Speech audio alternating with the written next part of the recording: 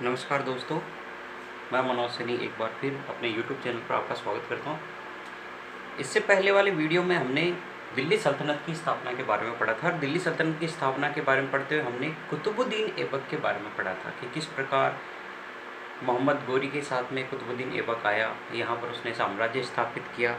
उसके बाद में साम्राज्य स्थापित करने के दौरान उसको जिन समस्याओं का सामना करना पड़ा, उन समस्याओं के बारे में पढ़ा और उनका समाधान उसने किस प्रकार किया था वो भी हमने पढ़ा था।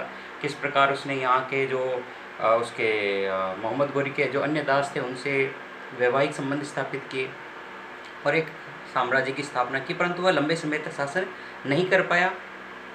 वह केवल 4 साल तक 1206 से लेकर 1210 तक ही शासन कर पाया था। उसके बाद में कुतुबुद्दीन ऐबक की मृत्यु के बाद जो लाहौर के उसके तुर्क सरदार थे, उन्होंने उसके पुत्र आराम शाह को वहाँ का शासक नियुक्त कर दिया। एक कंफ्यूज हो रहा है कि कई जगह आराम शाह को उसके पुत्र के रूप में दिखाया गया है, कई जगह उसके भाई के रूप में दिखाया गया है।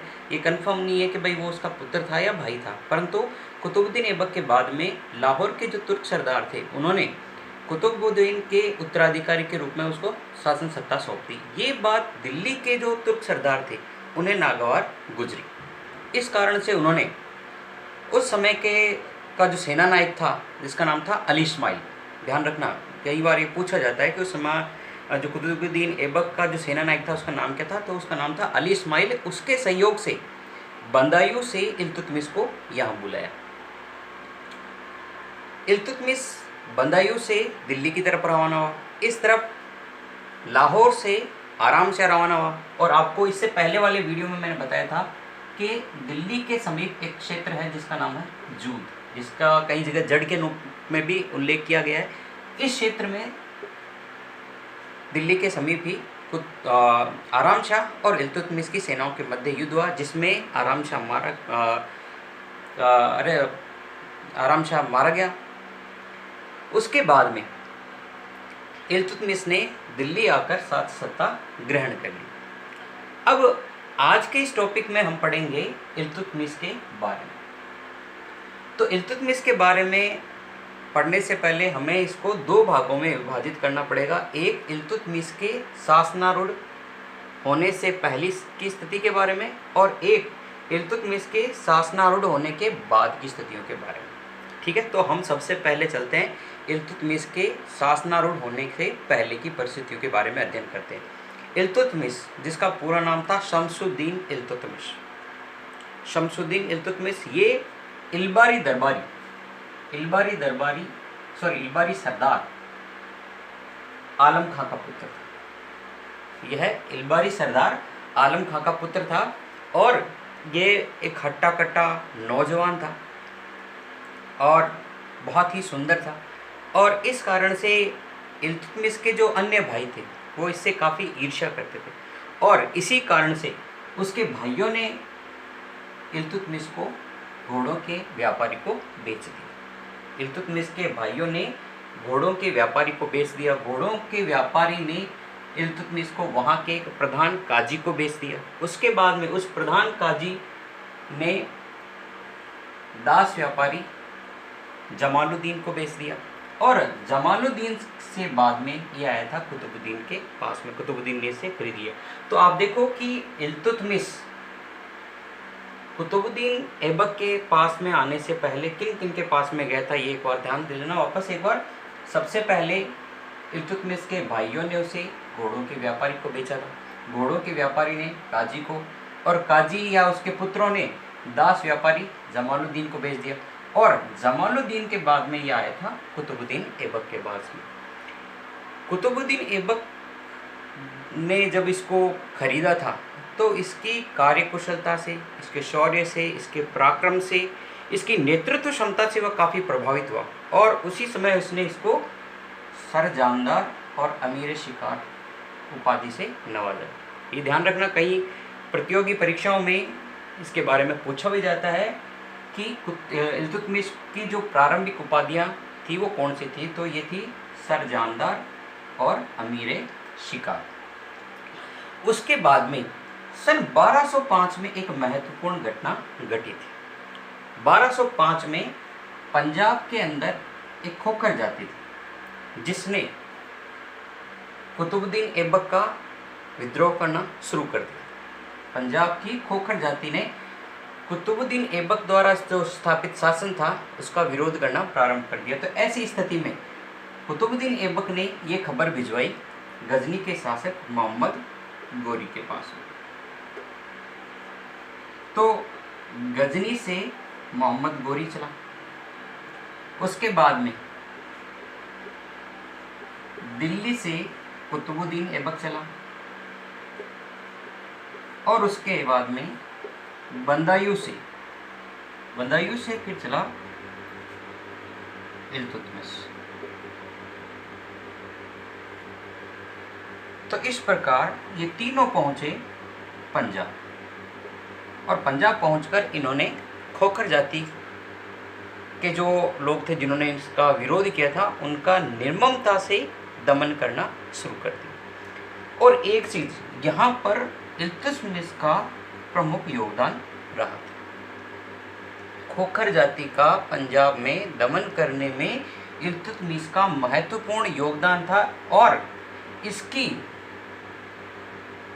प्रतिभा से, इसके कार्य से मोहम्मद गोरी काफी प्रभावित हुआ और मोहम्मद गोरी ने उसी समय कुतुबुद्दीन ऐबक को इल्तुतमिश को अपनी दास्ता से मुक्त करने का आदेश दिया और कहा कि इसके साथ में उचित और अच्छा व्यवहार करें। और कुतुबुद्दीन ऐबक को भी पता था कि इल्तुतमिश एक प्रतिभावान व्यक्ति है, तो उसने मोहम्मद गोरी का आदेश मानते हुए उसे अपनी दास्ता से मुक्त कर दिया। और उसके बाद में जब ग्वालियर विजय की थी, कुतुबुद्दीन ऐबक ने ग्वालियर विजय की थी, तब इसको दुर्ग रक्षक के रूप में इल्तुतमिश को नियुक्त किया और उसके बाद में इसे बंदायूं के सूबेदार के रूप में, गवर्नर के रूप में नियुक्त किया। इसके पश्चात कुतुबुद्दीन ऐबक को अपने साम्राज्य को एक सुदृढ़ आधार देना था और इसी कारण से कुतुबुद्दीन ऐबक ने इल्तुतमिश के साथ में अपनी पुत्री का विवाह करवा दिया। तो ये जो जानकारी थी वो थी आपके इल्तुतमिश के शासनारूढ़ होने से पूर्व की स्थिति के बारे में। अब हम पढ़ते हैं शासनारूढ़ होने के बाद की स्थितियों के बारे में। तो उसे भी हम दो भागों में बांटते हैं, पहला उसकी जो कठिनाइयाँ हैं और दूसरा उसके समाधान के बारे में कि इल्तुतमिश के सामने कौन कौन सी समस्याएं उत्पन्न हुई, कौन कौन सी कठिनाइयाँ उत्पन्न हुई और उसके बाद में उसने उन समस्याओं का समाधान किस प्रकार किया था। तो सबसे पहले हम देखते हैं उसकी कठिनाइयों के बारे में। तो जो उसकी पहली कठिनाई थी वो थी तुर्क अमीरों की समस्या। जैसे ही उसने शासन सत्ता ग्रहण की तो उस समय के जो जितने भी तुर्क सरदार थे वो उससे संतुष्ट नहीं थे। क्यों? क्योंकि वो एक दास था, एक नौकर था। और इसके अलावा कुतुबुद्दीन ऐबक के समय भी कई ऐसे प्रतिभावान व्यक्ति थे जो ये चाहते थे कि शासन सत्ता में हमारी भागीदारी हो। और दूसरी बात है कि शासन के महत्वपूर्ण विभागों के अंदर भारतीय मुसलमानों की नियुक्ति न करके उन तुर्क सरदारों की नियुक्ति की जाए। तो इस कारण से जो इल्तुतमिश के शासन के समय बहुत बड़ी समस्या उत्पन्न हो गई थी और इन समस्याओं में सबसे बड़ी थी मुल्तान के कुबाचा की समस्या और गजनी के शासक यल्दौज की समस्या। कुबाचा जो कुतुबुद्दीन ऐबक का बहनोई भी था और कुतुबुद्दीन ऐबक की मृत्यु के बाद में वह स्वयं को उसके उत्तराधिकारी के रूप में भी देख रहा था। तो इस कारण से कुतुबुद्दीन ऐबक की मृत्यु के बाद में उसने अपने आप को स्वतंत्र शासक घोषित कर दिया और उसके बाद में उसने मुल्तान और लाहौर, सुरसती इन पर अधिकार करना प्रारंभ कर दिया। और उस समय इल्तुतमिश ने परिस्थितियों को देखकर वह शांत भी रहा था। दूसरा महत्वपूर्ण था यल्दौज जो गजनी का शासक था और उसने इन परिस्थितियों का लाभ उठाते हुए इल्तुतमिश के पास में राजकीय चिन्ह भिजवाए और कहा कि भारत में वह यल्दौज की प्रतिनिधि के रूप में शासन करेगा, यानी वह उसका एक दास रहेगा, प्रतिनिधित्व करेगा। अब ऐसी स्थिति में इल्तुतमिश है वो यल्दौज का सामना भी नहीं कर सकता था और क्योंकि ये प्रारंभिक स्थितियाँ थी इस कारण से इल्तुतमिश ने बड़ी चतुराई से काम लिया और उसके द्वारा भिजवाए गए राज के चिन्हों को स्वीकार कर लिया। तो ये थी उसकी पहली समस्या। इसके अलावा बंगाल के अंदर जो अली मर्दान था, उसने भी अलाउद्दीन नाम की उपाधि ग्रहण कर ली और अपने आप को स्वतंत्र शासक घोषित कर दिया। तो इस प्रकार जितने भी जो तुर्क सरदार थे जो कुतुबुद्दीन ऐबक के समय महत्वपूर्ण पदों पर थे विभिन्न क्षेत्रों में, तो उन्होंने भी अपने अपने क्षेत्रों के अंदर अपने आप को शासक को स्वतंत्र शासक के रूप में घोषित कर दिया, स्वतंत्र शासन करना प्रारंभ कर दिया। तो ये थी पहली समस्या। दूसरी समस्या थी सेना का विश्वास प्राप्त करना। जैसा भी थोड़ी देर पहले आपको बताया था कि इल्तुतमिश को बुलाने वाला कौन था। दिल्ली के तुर्क सरदारों ने अली इस्माइल जो उस समय का सेना नायक था, ध्यान रखना, अली इस्माइल के द्वारा बंदायूं से इल्तुतमिश को बुलाया और उससे शासन सत्ता ग्रहण करने के लिए कहा। परंतु यही अली इस्माइल उसके बाद में उनका इल्तुतमिश का विरोधी हो गया। तो ऐसे समय में सेना के अंदर अपना विश्वास स्थापित करना भी इल्तुतमिश के लिए एक बहुत बड़ी चुनौती थी। तो ये हो गई आपके दो समस्या। उसके बाद में है तीसरी समस्या। तीसरी समस्या ये थी कि जितने भी हिंदू सरदार थे जिन्होंने कुतुबुद्दीन ऐबक के समय में उसकी शासन सत्ता स्वीकार कर ली थी और उसे एक निश्चित वार्षिक कर देना प्रारंभ कर दिया था, परंतु कुतुबुद्दीन ऐबक की मृत्यु के बाद उन्होंने वो वार्षिक कर देना मना कर दिया, बंद कर दिया और अपने आप को स्वतंत्र घोषित कर दिया, जिसमें है जैसे आपके ग्वालियर है, रणथंबोर है, जालोर है। तो ये भी एक महत्वपूर्ण समस्या थी कि इन हिंदू सरदारों का दमन किस प्रकार किया जाए, इनके द्वारा उठने वाले विरोध को किस प्रकार दबाया जाए। चौथी समस्या थी जो बहुत ही महत्वपूर्ण समस्या थी, उत्तर पश्चिम की समस्या। मध्य एशिया के अंदर मंगोलों का बहुत प्रभाव था और इनका सरदार था चंगेज खान। ध्यान रखना, चंगेज खान, जिसने मध्य एशिया में पूरी तरह अफरा तफरी मचा रखी थी। उसने ख्वारिज्म का जो शाह था, ख्वारिज्म के शाह को भी वहाँ परास्त कर दिया था। ख्वारिज्म जो एक बहुत ही ताकतवर शासन था, उसके शासक शाह को भी परास्त कर दिया और वहाँ का जो राजकुमार था जिसका नाम था जलालुद्दीन मंगबर्नी, ध्यान रखना, जलालुद्दीन मंगबर्नी, वो भागकर सिंध के रास्ते भारत में प्रवेश करने लगा और उसके पीछे पीछे चंगेज खां भी भारत में प्रवेश करने लगा। और इल्तुतमिश को इस बात का पता था कि वो चंगेज खां का सामना नहीं कर सकता, तो इस कारण से एक बहुत बड़ी समस्या उसके सामने खड़ी हो रही थी।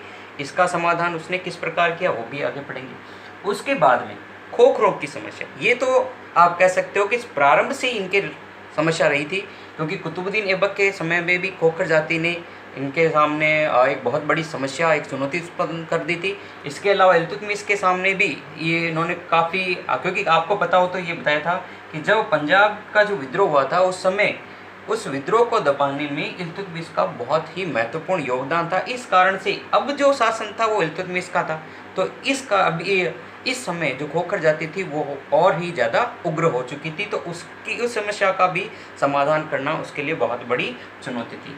अगला था दुर्बल राज्याधिकार। दुर्बल राज्याधिकार कैसे कि इल्तुतमिश था कौन? इल्तुतमिश एक दास था। तो जितने भी जो तुर्क सरदार थे तो वो ये चाहते थे कि कोई राजवंशीय व्यक्ति है वो शासन करे, कोई भी दास है वो शासन नहीं करे। और जो इस्लामिक कानून है उसके हिसाब से भी इल्तुतमिश अपने आप को एक शासक के रूप में स्थापित नहीं कर सकता था। तो ये भी एक बहुत बड़ी समस्या थी कि वो एक नौकर था और उसको जो उस समय के जो तुर्क सरदार थे वो शासक मानने के लिए शासक नहीं मानना चाहते थे। वो ये चाहते थे कि कोई राजवंशीय पुत्र, कोई शासक का पुत्र है वही शासक बने, कोई दास है, नौकर, क्योंकि एक नौकर उनके ऊपर आधिपत्य स्थापित करे, उन पर जो आदेश दे उनको, तो ये बात उन्हें नागवार थी। तो इस प्रकार ये जो थी वो थी इल्तुतमिश की समस्याएं। अब इन समस्याओं का समाधान किस प्रकार किया था वो हम देखते हैं आगे। अब आते हैं समस्याओं के समाधान की तरफ कि इल्तुतमिश ने अपने सामने उत्पन्न होने वाली इन समस्याओं, इन चुनौतियों का सामना किस प्रकार किया था। तो सबसे पहले जो चुनौती थी विरोधी तुर्क सरदारों का दमन। आराम शाह को पराजित करने के बाद में उसने शासन करना प्रारंभ तो कर दिया था, परंतु उस समय के जो तुर्क सरदार थे वो उसकी दीनता स्वीकार करना नहीं चाहते थे। उन्होंने दिल्ली के आसपास डेरे डालना प्रारंभ कर दिया था और वो मौके की तलाश कर रहे थे किस प्रकार से इल्तुतमिश पर आक्रमण किया जाए। परंतु उनके आक्रमण करने से पहले ही इल्तुतमिश ने उन पर आक्रमण करना प्रारंभ कर दिया और जितने भी जो तुर्क सरदार थे जो उसका विरोध कर रहे थे उनका निर्ममता से दमन करना प्रारंभ कर दिया।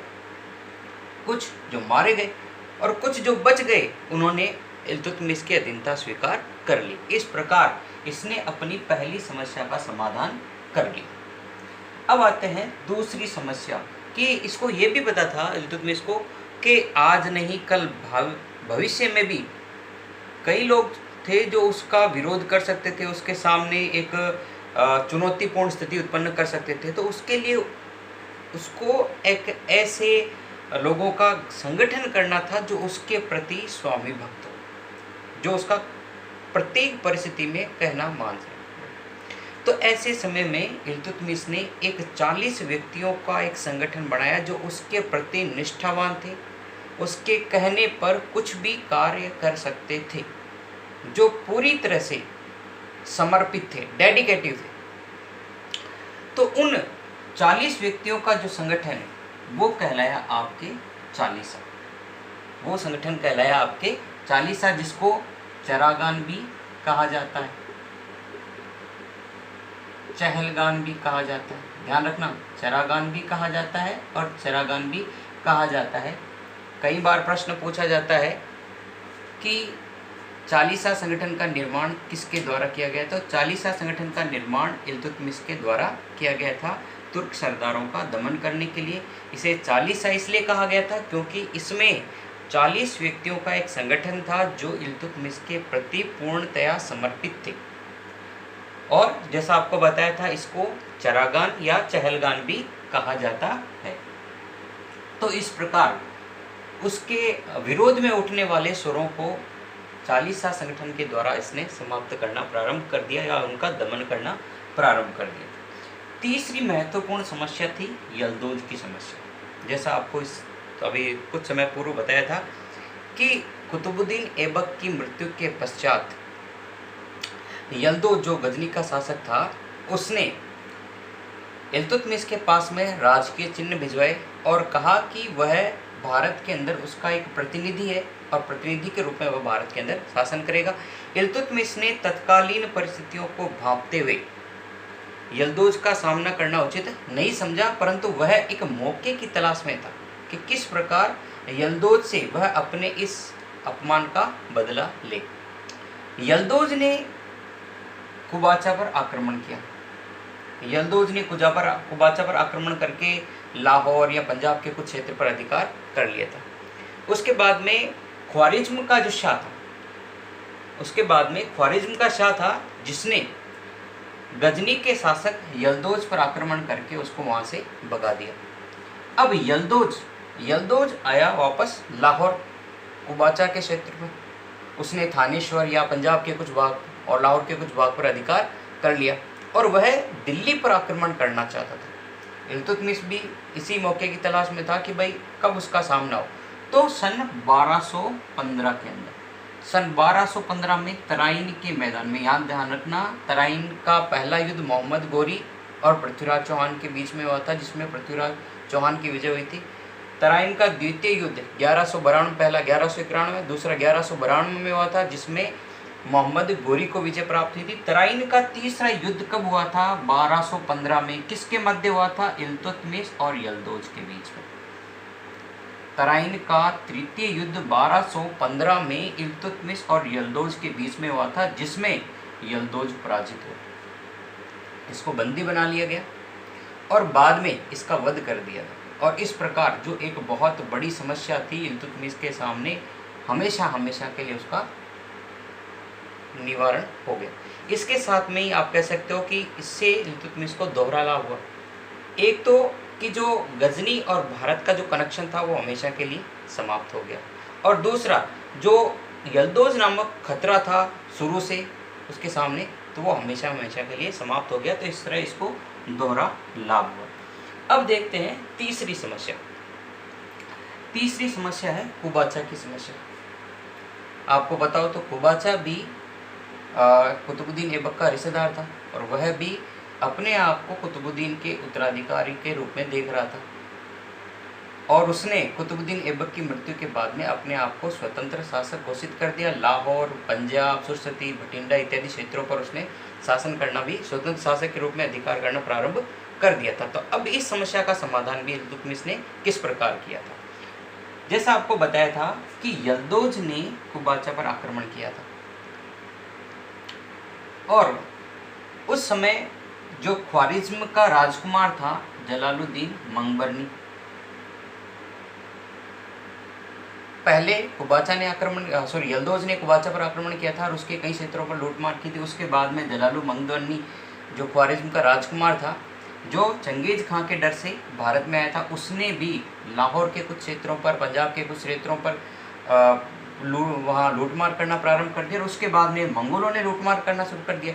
इस प्रकार इनकी लूटमार से जो कुबाचा की स्थिति है वो काफ़ी दयनीय हो गई। तो ऐसी स्थिति में जब जो उच्छ और मुल्तान का शासक कुबाचा कमज़ोर हो गया था, तो ऐसी स्थिति में इल्तुतमिश ने इसके ऊपर अटैक किया, आक्रमण किया और उसे कुबाचा है वो समझ चुका था कि उस समय वह इल्तुतमिश का सामना नहीं कर सकता, तो उसने इल्तुतमिश के सामने संधि की शर्तें रखी, पर इल्तुतमिश ने उसे बिना संधि ही समर्पण करने के लिए कहा। कुबाचा इस स्थिति को समझ गया था कि अगर इल्तुतमिश मेरे साथ में बिना संधि समर्पण करने की बात कर रहा है तो वह शायद हो सकता है कि मुझे मार सकता। तो ऐसे समय में वह वहाँ से नाव के द्वारा भागने का प्रयास कर रहा था और ऐसे समय में इल्तुतमिश के कहने पर उसे नाव के साथ में ही डुबो दिया गया और उसको मार दिया गया। इस प्रकार जो कुबाचा की समस्या है वो भी हमेशा हमेशा के लिए समाप्त हो गई थी। अब आते हैं अगली समस्या, मंगोल आक्रमण की समस्या।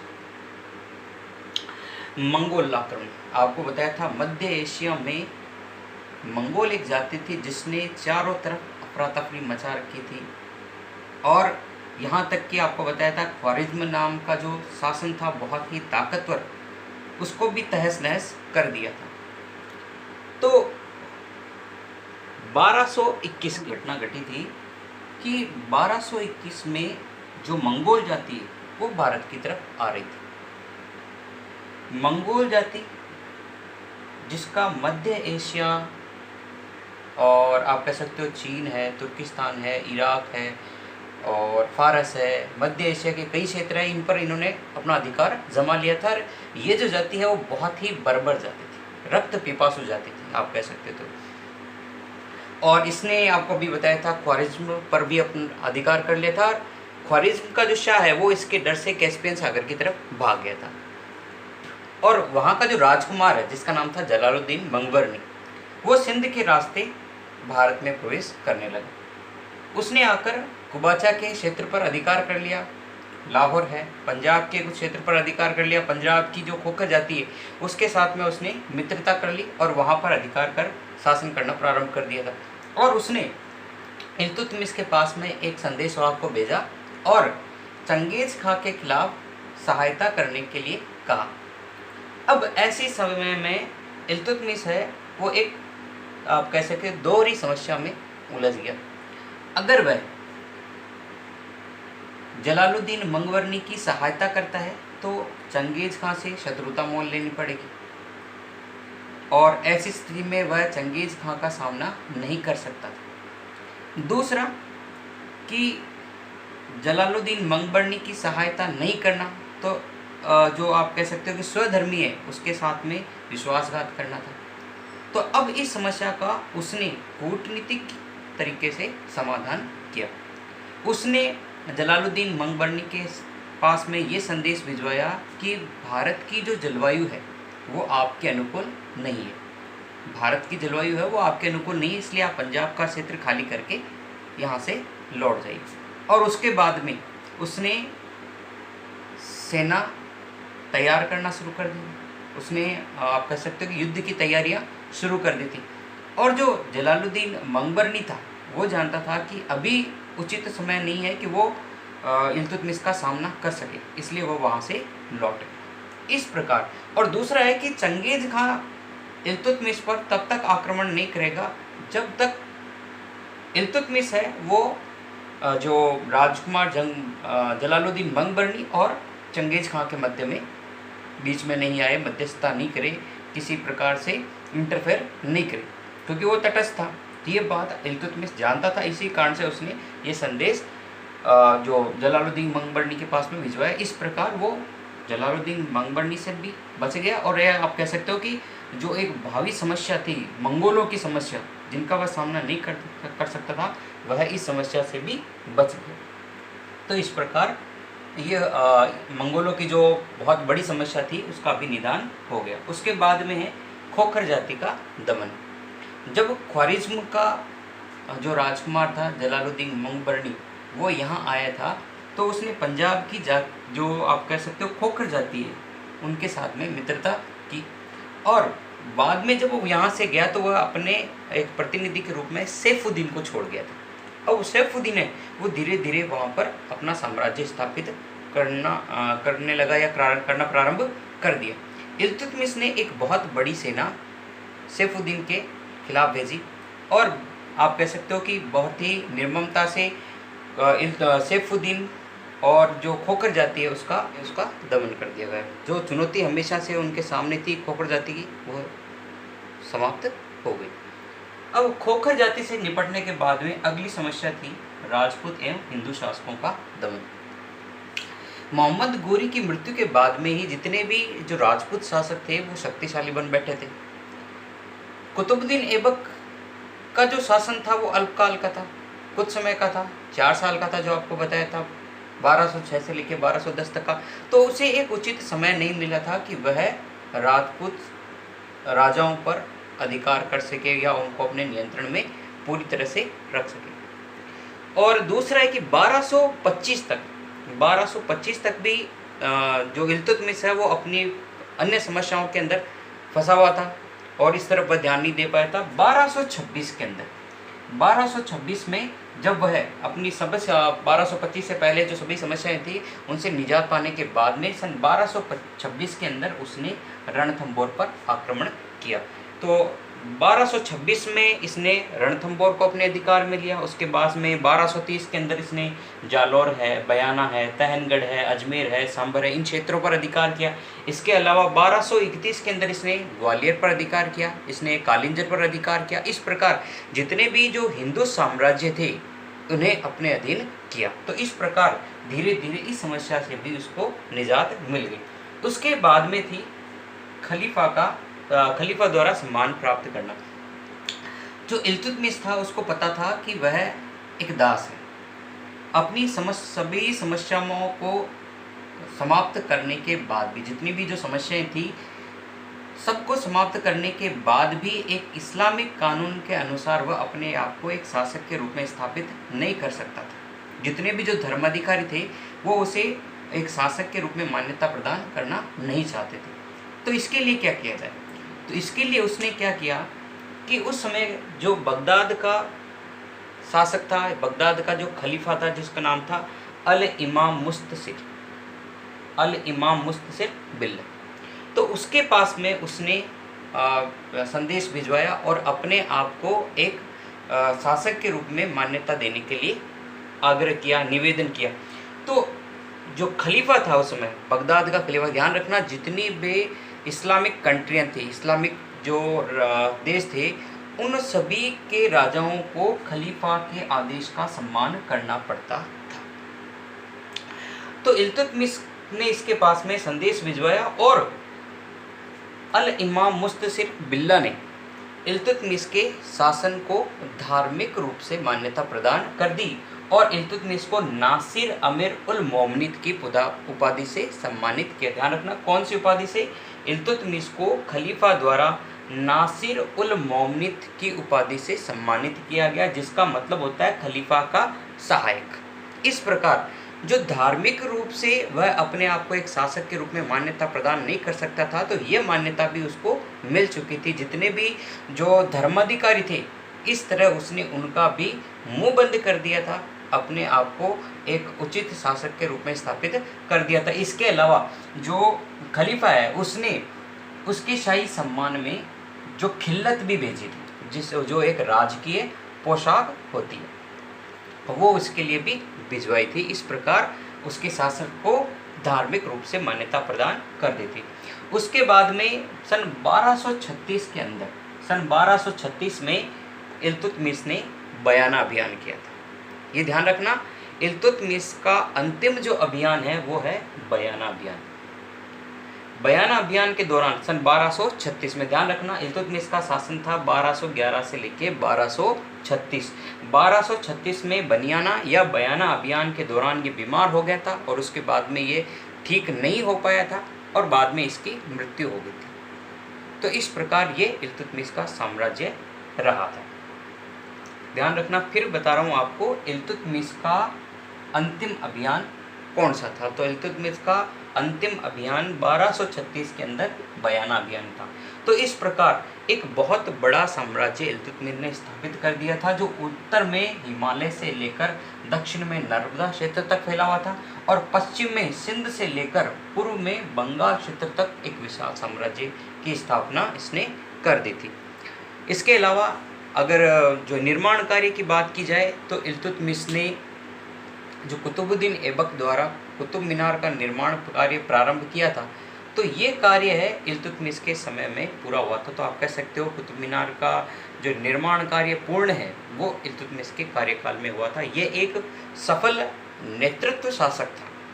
इसमें बहुत सारी योग्यताएं थी, कुशल नेतृत्व क्षमता थी, पराक्रमी था। अपनी प्रतिभाओं से इसने पहले गौरी को प्रभावित किया था, उसके बाद में ऐबक को प्रभावित किया था। तो इस प्रकार इसने अपनी योग्यताओं के बलबूते पर एक विशाल साम्राज्य की स्थापना की थी। इसके बाद में अगले अध्याय के अंदर हम जो रजिया सुल्तान है, रुकनुद्दीन फिरोज शाह है, उनके बारे में अध्ययन करेंगे। अभी तक की जो जानकारी है मैं मानता हूँ आप उससे संतुष्ट हैं और मेरे द्वारा दी गई जानकारी आपको पसंद आई होगी। धन्यवाद।